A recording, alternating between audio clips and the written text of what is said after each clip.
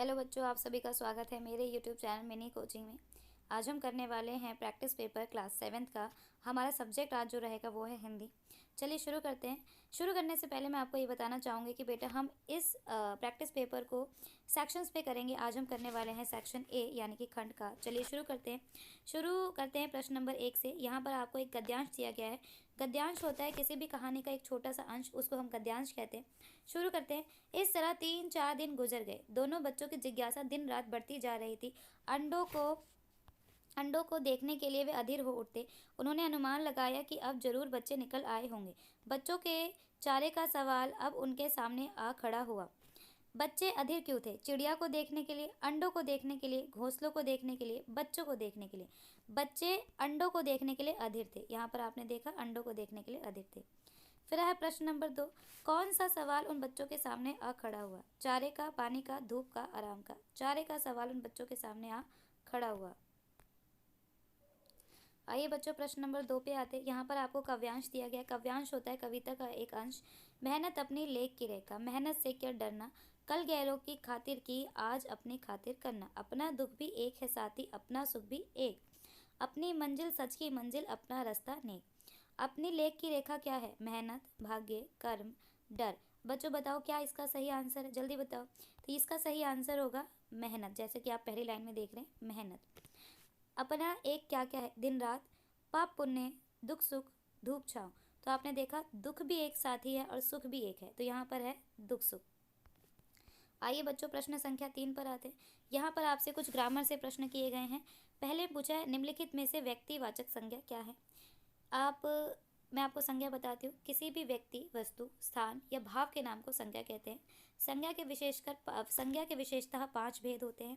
व्यक्तिवाचक संज्ञा, जातिवाचक संज्ञा, भाववाचक संज्ञा, समुदायवाचक संज्ञा और द्रव्यवाचक संज्ञा। तो यहाँ पर पूछा गया है व्यक्तिवाचक संज्ञा। व्यक्तिवाचक संज्ञा का से मेरा तात्पर्य है जब हम किसी भी व्यक्ति का नाम, किसी भी स्थान का नाम या जब हमें किसी भी चीज़ का नाम पता होता है तो वो होती है व्यक्तिवाचक संज्ञा। लड़का, हमें इसका नाम नहीं पता, तो ये व्यक्तिवाचक संज्ञा नहीं है।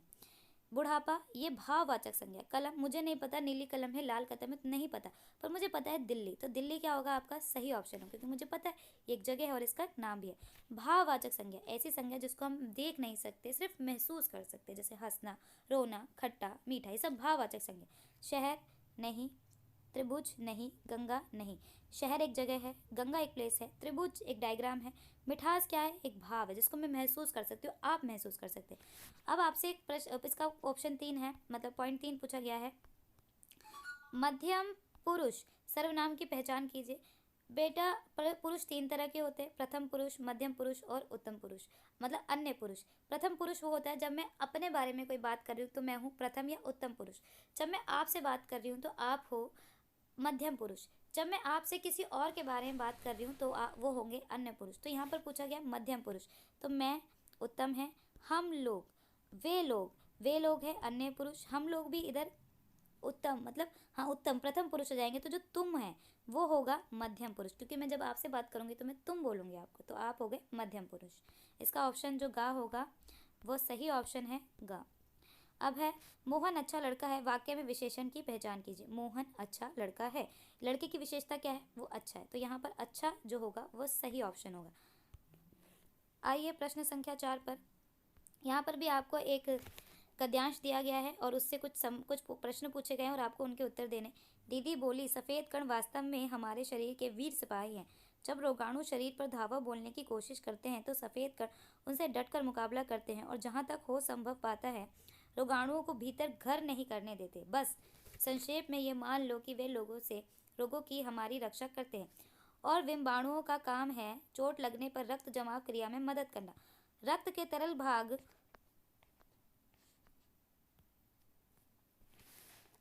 प्लाज्मा में एक विशेष किस्म की प्रोटीन होती है जो रक्त वाहिका की कटी फटी दीवार में जाले के समान एक जाला बुन देती है। विषाणु इस जाले से चिपक जाते हैं और इस दीवार में आई दरार भर जाती है, जिससे रक्त बाहर निकलना बंद हो जाएगा। हमारे शरीर का वीर सिपाही किसे कहा गया है? विषाणु को, सफ़ेद कण को, रक्त वाहिका को, रोगाणु को। सफ़ेद कण को हमारे शरीर का वीर सिपाही कहा गया है। जब रोगाणु शरीर पर धावा बोलने की कोशिश करते हैं तो सफ़ेद कण क्या करता है?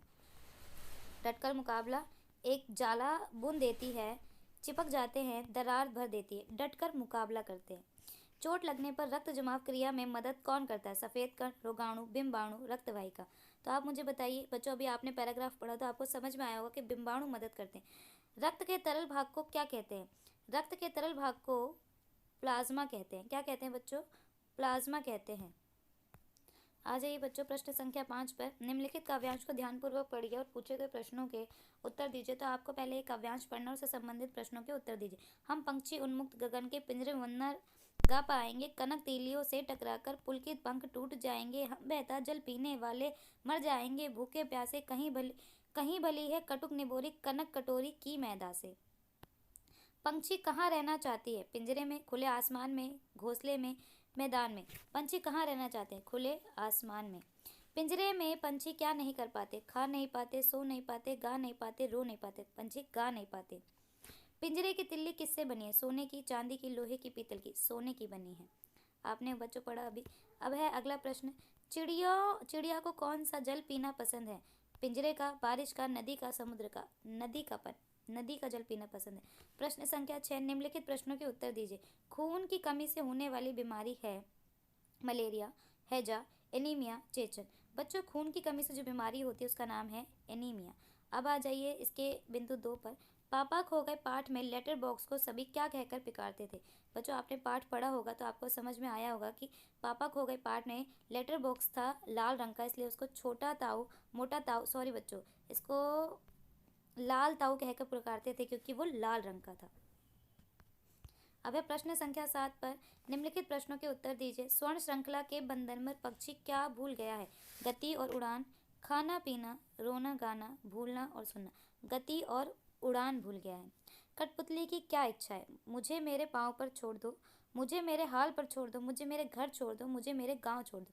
तो कठपुतली की इच्छा है कि वो चाहती है मुझे मेरे पाँव पर छोड़ दो, मेरे धागे को तोड़ दो और मुझे स्वतंत्र रूप से जीने दो। कठपुतली की बच्चों यही इच्छा है।